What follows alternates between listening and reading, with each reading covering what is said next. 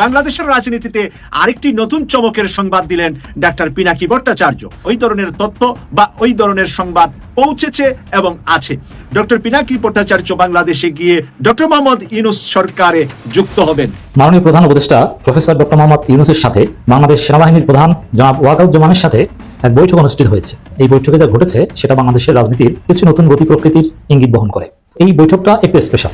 যে লোকরা দেখলে দুনিয়ার মানুষ সম্মান করে, সেই লোকরা আইসা কেউ বা কার আইসা ঘাত ধরে পাই করে দিব আর আপনারা হাতে তালি দিবেন। Not so easy man. পাগলা তিতা মেয়েরা বোঝে না, পাগলা রে আর সেতাইয়া দিও না। যেই ঘটনা ঘটিয়েছেন সেই ঘটনায় স্পষ্ট ইঙ্গিত দিচ্ছে ওই দিন বেশি দূরে না, আসলে মাইরা দেবে। কারণ কাছাকাছি লেভেলে জিনিসগুলো যাচ্ছে। 40 বছরের ইতিহাস মনান্তরে শতবর্ষের ইতিহাস ভেঙে দিয়ে নতুন ইতিহাস তৈরি করেছে ভারতীয় এক দালাল সাংবাদিক, তার নাম মাসুদ কামাল। তাকে এখন আর আপনারা ছেড়ে দিলে হবে না, যেখানে পাবেন সেখানে একটু গরম সিন্নি খাওয়াই দিতে হবে। হাসিনার ব্যাংকের থলিটা তার কাছে রাখা গেছে। তার কাছে খুঁজতে গেলে হাসিনার ঘরের সোনার উপর কোনো একটা থলি তাকে দিয়ে গেছে। এই কারণে আপনাদের তল্লাশি করতে হবে তার বাড়িঘর। আজকে ভয়াবহ একটি শব্দ চয়ন করেছেন জিএম কাদের সাহেব। তিনি এই সরকারকে হটাতে চান। কে হটাতে চান? জিএম কাদের হটাতে চান, যিনি গত 16 বছর শেখ হাসিনার পা চেটে রাজনীতি করেছেন, দালালি করে রাজনীতি করেছেন, ভাগ বটরা রাজনীতি করেছেন। ভারত থেকে বাংলাদেশে ফেরত এসে বলেছেন আমার মুখ বন্ধ, কিছু বলতে হলে তাদের অনুমতি নিয়ে বলতে হবে। আসসালামু আলাইকুম প্রিয় দর্শক, বর্তমান বাংলাদেশের রাজনৈতিক প্রেক্ষাপট বা রাজনৈতিক পরিস্থিতির উপর বিশ্লেষণ করে আপনাদের সামনে কিছু গুরুত্বপূর্ণ ভিডিও ফুটেজ নিয়ে হাজির হয়েছি। এমনকি দর্শক, আমি আশা করছি যারা ভিডিওটি অন করেছেন তারা ভিডিওটি না টেনে সম্পূর্ণ মনোযোগ সহকারে দেখবেন, তাহলে এই ভিডিওর মূল রহস্য বা আসল ঘটনাগুলো জানতে বা বুঝতে পারবেন। তো প্রিয় দর্শক, আমি আর বেশি কথা বাড়াবো না, চলুন দেখে আসি আজকের সেই কাঙ্ক্ষিত ভিডিওগুলো। তবে তার আগে বলি, যারা এখনও চ্যানেলটি সাবস্ক্রাইব করেননি তারা সাবস্ক্রাইব করে পাশে থাকা বেল আইকনটি বাজিয়ে দিবেন। আর যারা ইতিমধ্যে সাবস্ক্রাইব করে রেখেছেন তাদেরকে অসংখ্য ধন্যবাদ। তো চলুন দর্শক, একটা লাইক দিয়ে আমরা ধারাবাহিকভাবে সকল ভিডিওর বিস্তারিত আলোচনা দেখে আসি। তুলসী গেবার্ড, তুলসী গেবার্ড, তুলসী গেবার্ড। সকাল থেকে তুলসী গেবার্ডের আলোচনা শুনতে শুনতে কান ঝালাপালা হয়ে যাচ্ছে। বাংলাদেশের যত কন্টেন্ট ক্রিয়েটর আছে এবং যে সমস্ত বুদ্ধিজীবীরা পলিটিক্যাল অ্যানালাইসিস করেন তাদের এখানে গিয়ে দেখবেন এক একজনে 2-3টা করে ভিডিও বানাইতেছে। তুলসী গেবার্ড কি বলেছে আর বাংলাদেশের অবস্থা কি হবে, ওনাদের এক একজনের বক্তব্য শুনলে, ওনাদের এক একজনের কন্টেন্ট দেখলে মনে হয় গেছে বাংলাদেশ গেছে। কালকে সকালেই বাংলাদেশ দখল করে ফেলাবো আমেরিকা। ইউনূস সরকারের ঘাটটা বলে ধরে ইউনূস সরকারে পাঠিয়ে দিব কোথায়। ওনারা এটাও বলতেছেন ইউনূস তো আর ইন্ডিয়া যেতে পারবে না। মানে এইটা কি তারা কন্টেন্ট ক্রিয়েট করার জন্য, মানে মানি ইনকামের জন্য করে নাকি বুঝাশোনা করে না তারা কত বড় অ্যানালিস্টিক, এটাই বোঝার বিষয় বন্ধুরা। এরা এমন করে কথা বলে যাতে মনে হয় বাংলাদেশ এমন একটা দেশ, এমন একটা মানুষ এখন শাসন করতেছে, বা বাংলাদেশের যে 18 কোটি জনতা আছে এরা সব নপুংসক, সব হিজড়া, যে কোনো সময় আমেরিকা এসে বাংলাদেশে গলার মধ্যে ধইরা বাংলাদেশে খন্ড খন্ড কইরা ইউনূসে দেশান্তরী কইরা দিব। আরে আপনাদের জন্য আমি বলতেছি, পিছনে ফিরে যান। আজ থেকে 8-10 বছর আগে আওয়ামী লীগ কোন সুরে কথা বলতো আমেরিকার সাথে মনে আছে আপনাদের? পাত্তাই দিত না। কি করতে পারছিল শেখ হাসিনা? কিচ্ছু করতে পারে নাই। শেষ পর্যন্ত করছে এই 18 কোটি জনতার ছাত্র জনতারা। ভুলে যান কেন ইতিহাস আপনারা? অনেকেই বলেন deep state, deep state. America করাইছে, ঘন্টা করাইছে। আমেরিকা করাইলে ভূত আগে করাইতে পারতো, আমেরিকা পারতো না বা আমেরিকা করতো না। আমরা নিজেরা এই দেশকে 24 তারিখে অন্য একটা রূপে রূপান্তরিত করছে। বাংলাদেশের জনগণ, বাংলাদেশের ছাত্র, বাংলাদেশের জনতা। খুদাই ডিপ স্টেটের কথা বুঝেন না। তুলসী গেবার্ড কি বলছে? তুলসী গেবার্ড বলছে যে এই যে আমাদের এই এলাকাটা আছে, সিরিয়া, ইসরায়েল, ভারত, পাকিস্তান, বাংলাদেশ, এইসব জায়গায় ইসলামী সন্ত্রাসবাদের জন্য তারা উদ্বিগ্ন। এখন বাংলাদেশের নামটা যেহেতু বলছে সেহেতু আমরা প্রতিবাদ করব, এবং আমাদের সরকার প্রতিবাদ করেছে, তীব্র ভাষায় প্রতিবাদ করেছে। এবং কেন প্রতিবাদ করলো এটা নিয়েও কেউ কেউ ভিডিও লাইতেছে, কামরা বোধহয় ভালো করলো না, তারা ভালোভাবে বললেই পারতো। উনার প্রতিবাদের মধ্যে ঝগড়াটে সুর আছে। ভাইরে, উনারা কিছু মা দিব। বাংলাদেশ সরকার কি লেখছে যে আপনারা যে কথাগুলো বলতেছেন সর্বৈব মিথ্যা, এবং বাংলাদেশে বর্তমানে কোনো হিন্দুদের উপর কোনো অত্যাচার হচ্ছে না। কথাটা কি মিথ্যা নাকি? বলেন, কথাটা কি মিথ্যা? আমার বাড়ি ময়মনসিং থেকে আরো 20 কিলোমিটার ভিতরে, 30 কিলোমিটার ভিতরে আমি আমার গ্রামে কথা বলছি। কোন রকম প্রবলেম তো সেখানে হয় না। হ্যাঁ, একটা বিচ্ছিন্ন ঘটনা ঘটছে। এটা তো ভাই এত বড় একটা আন্দোলনের পরে হবে।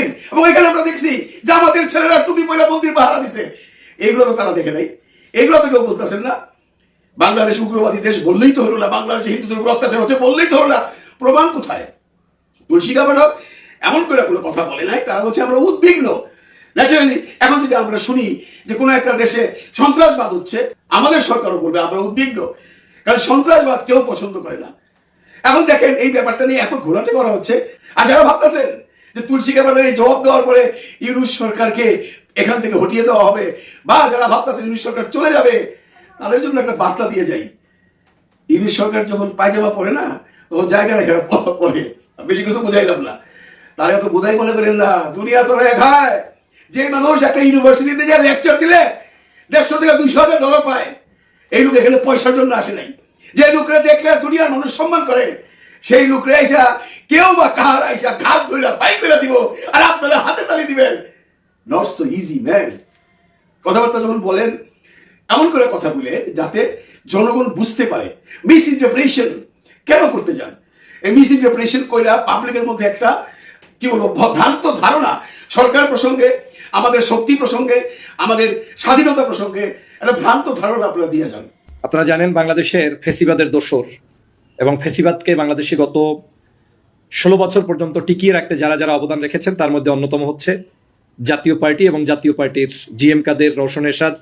এক বাক্যে জাতীয় পার্টির নাম ধরে এই জাতীয় পার্টির এরশাদ পরিবারের যারা আছেন এরা সবাই মিলে হচ্ছে একই জায়গার তৈরি, রোশনের গোড়া একই জায়গায়।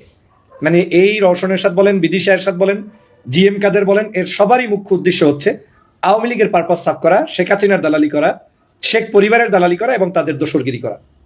আজকে ভয়াবহ একটি শব্দ চয়ন করেছেন জিএম কাদের সাহেব।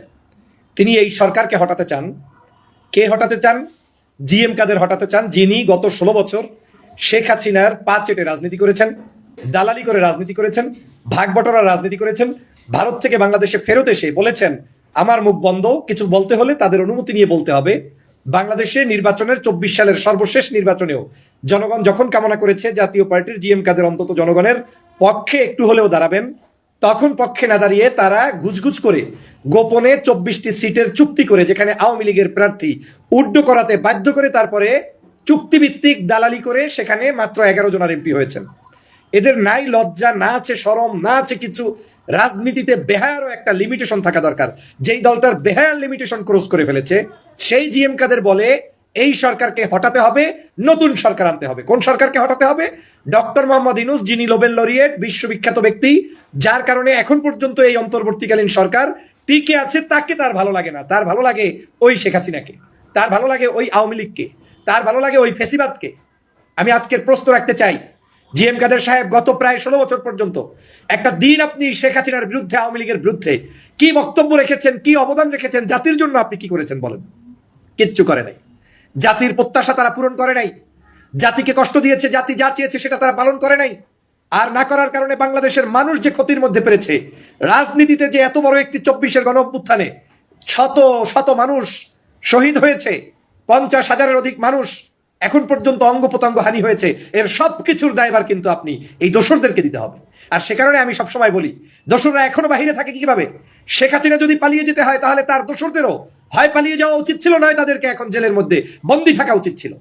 কিন্তু দুঃখজনক হলেও সত্য, বাংলাদেশে সেই দোসররাই এখন আবার আমাদেরকে নতুন করে ওয়াজ নসিহত করা শুরু করেছে যে বাংলাদেশে এই সরকারকে হটিয়ে এমন কিছু আনতে হবে যেটা ওনাদের মনোমত হয়। আমি সে কারণে এই গভীর রাতে আপনাদের কাছে আমার এই ক্ষোভ জানাতে এসেছি।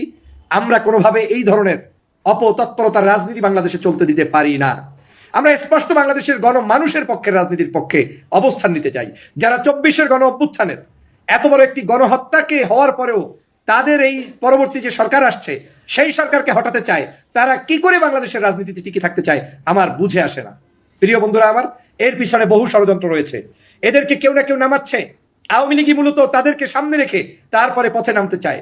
কিছু ছোট ছোট বামপন্থী দলগুলোর উপরে ভর করে আওয়ামী লীগ আবার ফিরে আসতে চায়, জাতীয় পার্টির উপরে ভর করে তারপরে ফিরে আসতে চায়।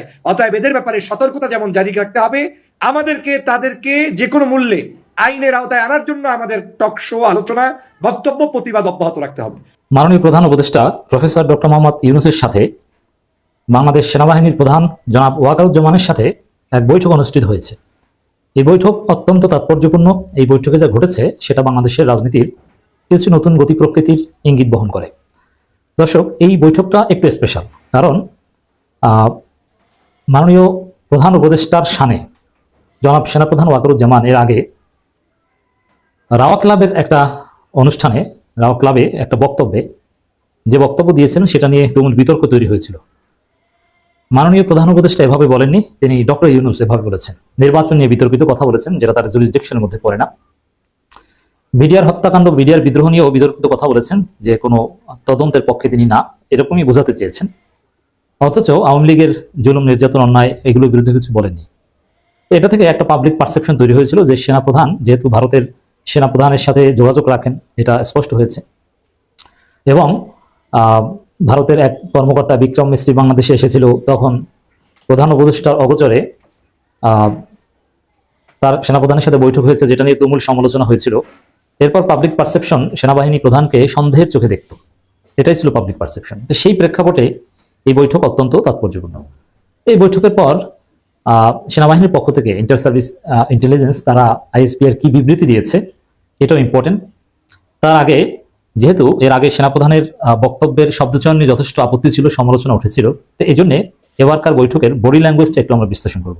আপনারা জানেন, ডিপ্লোম্যাটিক বৈঠকে কিংবা স্টেট লেভেলে এ ধরনের বৈঠকে কিংবা এই ডিফেন্সের এ ধরনের বৈঠকে বসার স্টাইল, হাত নাড়ানোর স্টাইল, এগুলো তাৎপর্যপূর্ণ। কার সামনে কিভাবে বসতে হবে, কার সামনে পায়ের উপর পা তুলে বসতে হবে, কার সামনে নতজানু হয়ে দুই হাত গুটিয়ে বসতে হবে, আর কে দুই হাঁটুর উপর দুই হাত রেখে বসবে এবং কে আঙ্গুরের মধ্যে আঙ্গুর ঢুকিয়ে বসবে, এই সাইনগুলোর অনেক তাৎপর্য ডিফেন্সে আছে, ডিপ্লোমেসিতে আছে। সেই হিসেবে আমরা দেখি যে যেহেতু সেনাপ্রধানকে নিয়ে যথেষ্ট সমালোচনা হয়েছিল, বাংলাদেশের জনগণ তাকে অনেকটা নেগেটিভলি দেখত।